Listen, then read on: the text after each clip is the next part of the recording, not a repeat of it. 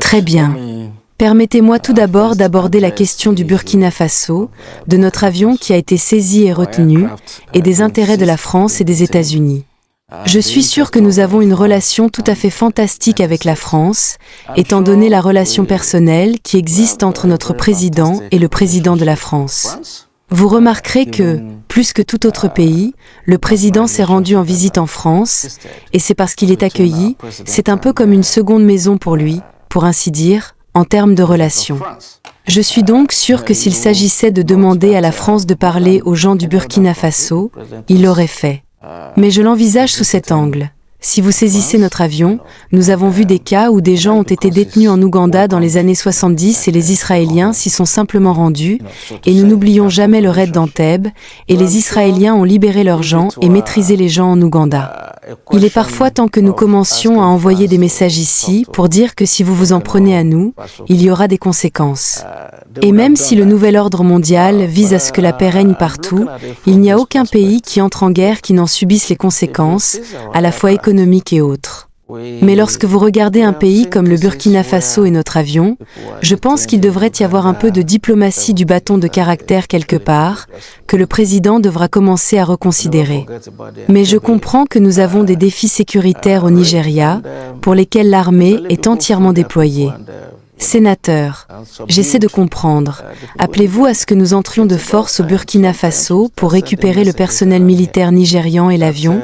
Oui, cela aurait été ma préférence personnelle, si ce n'était pour les défis que nous rencontrons localement dans le pays, qui font que nous avons besoin de notre armée pour s'occuper de la sécurité intérieure pour l'instant.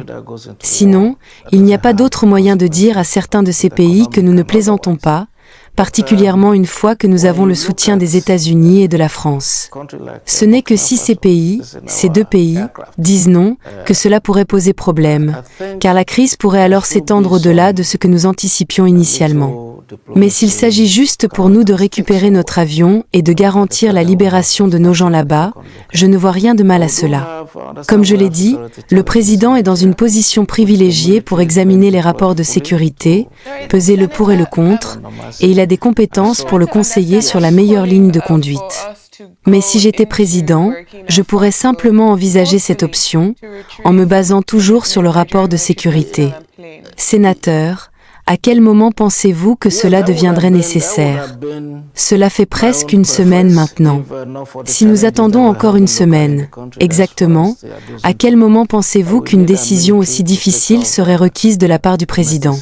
Si les efforts diplomatiques échouent, je suis sûr que le président ou notre ministère des Affaires étrangères peut parler aux personnes concernées au Burkina Faso, et s'il ne cède pas ou nous impose des conditions totalement déraisonnables, je pense que dans les 2 prochaines semaines ou maximum 30 jours, en cas d'impasse, nous devrions bouger et agir.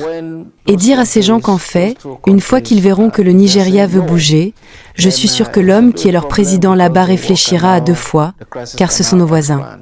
Nous devrions être amicaux avec nos voisins, mais en même temps, nous devons leur faire savoir qu'on ne peut pas jouer avec notre pays. Oui, absolument. Maintenant, éloignons-nous un peu de cette discussion sur une action potentielle contre la souveraineté du Burkina Faso, en évoquant le raid d'Entebbe. Vous avez mentionné, bien sûr, ce raid très célèbre où Jonathan Netanyahou, le frère du Premier ministre Benjamin Netanyahou, a été tué. Et ces répercussions sont, je pense, encore ressenties dans le monde aujourd'hui. On ne sait jamais où ces choses mèneront.